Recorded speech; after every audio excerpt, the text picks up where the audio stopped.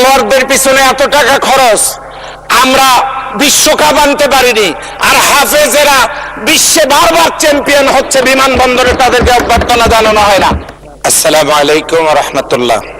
মাননীয় স্পিকার, আপনাকে ধন্যবাদ। আলহামদুলিল্লাহি রাব্বিল আলামিন, আসসালাতু ওয়াসসালামু আলা সাইয়্যিদিল মুরসালিন ওয়া আলা আলিহি ওয়া আসহাবিহি আজমাইন। قال الله تعالى إن الله لا يغير ما بقوم حتى يغيروا ما بأنفسهم। মাননীয় স্পিকার, আপনার মাধ্যমে আমার নির্বাচনী এলাকার সকল সম্মানিত ভাই বোনদের অভিনন্দন, কৃতজ্ঞতা জানাচ্ছি। মাননীয় স্পিকার, আমি এমন একটা এলাকা থেকে নির্বাচিত হয়েছি যেখানে অতীতে রাষ্ট্রপতি, প্রধানমন্ত্রী, স্পিকার ওই আসন থেকেই হয়েছিলেন। সেখানে শহীদ আবু সাইদ, এই আসন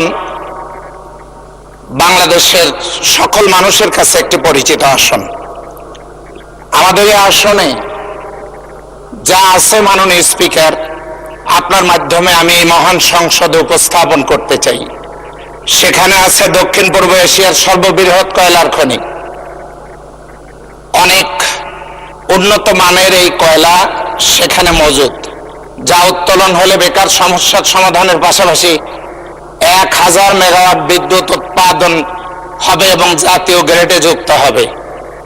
আমি বর্তমান সরকারকে এখান থেকে করণীয় ঠিক করতে আপনার মাধ্যমে অনুরোধ জানাবো। আজকে যখন তেলের সংকট, পাশাপাশি এলাকা থেকে বিদ্যুৎ নেই, এটাও আমরা জানতে পারছি। এই জন্য বিদ্যুতের ঘাটতি পূরণের জন্য উদ্যোগ গ্রহণ করা দরকার। মাননীয় স্পিকার, সেখানে আছে বাংলাদেশের একমাত্র লোহার খনি, 10 বর্গ কিলোমিটার এরিয়া জুড়ে লোহা। সরকারের বাস্তবসম্মত একটা পদক্ষেপ থাকা দরকার। মাননীয় স্পিকার, রাজা নীলাম্বরের নীলদরিয়া নামক জায়গাটি, যে জায়গাটি 1254 একর জমির উপরে তার রাজধানী, এবং যে পানি সেখানে, এটা 94 একর বিশাল এই জায়গাটা পড়ে আছে, যেখানে আমরা একটা মানসম্পন্ন পর্যটন কেন্দ্র গড়ে তুলতে পারি। মাননীয় স্পিকার, সেখানে 100 কোটির উপরে টাকা খরচ করে আইটি পার্ক করা হয়েছে। এটি থেকে উদ্যোক্তা তৈরি এবং বিজ্ঞান প্রযুক্তিতে আমাদের জনবল তৈরির কথা ছিল। দুঃখজনক হলো 70 কোটি কোটি টাকার সম্পদ সেখানে নষ্ট হয়ে যাচ্ছে। মাত্র 2 জন পাহারাদার এটি পাহারা দিচ্ছে, যে কোনো মুহূর্তে বড় ধরনের ঘটনা ঘটতে পারে। এই জন্য এই ব্যাপারে সরকারের সুনির্দিষ্ট প্ল্যান থাকা দরকার। মাননীয় স্পিকার, আপনি জানেন উত্তরাঞ্চল আলু, এরপরে কলা, সবজি এবং দুগ্ধ, এটার জন্য একটা উর্বর ক্ষেত্র, কৃষি ভিত্তিক শিল্পাঞ্চল গড়ে তুলে এগুলোকে কাজে লাগানো যেতে পারে। মাননীয় স্পিকার, আমাদের এই সকল সম্পদগুলো যেখানে আছে, সেই জায়গা পীরগঞ্জ, যে জায়গায় 1000 কিলোমিটার রাস্তা কোটভুক্ত, যেগুলো কাঁচা, আর কোটবিহীন 600 কিলোমিটার রাস্তা কাঁচা, মোট 1600 কিলোমিটার রাস্তা কাঁচা। মাননীয় স্পিকার, আপনার দিলটা অনেক বড়, আপনি সবাইকে বেশি করে সময় দিয়েছেন।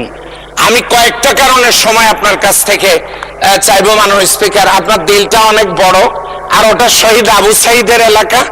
এরপরে আমি এখানে সংসদে কিছু সুসংবাদ দিচ্ছি, এ কারণে আপনার মাধ্যমে আমি কিছু সময় আশা করবো। মাননীয় স্পিকার, এরপরে আমার পীরগঞ্জের যে দুরবস্থায়, জি, অসংখ্য ধন্যবাদ। দিল বৃহদাকার করে 1 মিনিট সময় দেওয়া হলো, ধন্যবাদ। মাননীয় স্পিকার, আপনাকে ধন্যবাদ। আমাদের এমপিওভুক্ত শিক্ষা প্রতিষ্ঠানগুলো আমাদের এলাকায় সরকারি করা দরকার। এরপরে মাদ্রাসা শিক্ষার দিকে নজর দেওয়া দরকার। বলা হয় এসএসসি, এইচএসসি সমমান, কিন্তু দাখিল আলিম বলা হয় না। অথচ আপনি দেখবেন মাননীয় স্পিকার, মেডিকেল কলেজের ভর্তি পরীক্ষায় মাদ্রাসার ছাত্র ফার্স্ট, ঢাকা বিশ্ববিদ্যালয়ের ভর্তি পরীক্ষায় মাদ্রাসার ছাত্র ফার্স্ট। নার্সারি না থাকলে বাগান কি করে হবে? মাননীয় স্পিকার, খেলোয়াড়দের পিছনে এত টাকা খরচ, আমরা বিশ্বকাপ আনতে পারিনি, আর হাফেজেরা বিশ্বে বারবার চ্যাম্পিয়ন হচ্ছে, বিমানবন্দরে তাদেরকে অভ্যর্থনা জানানো হয় না। ইফতেদায়ী মাদ্রাসাগুলোর করুণ অবস্থা দেখার যেন কেউ নেই।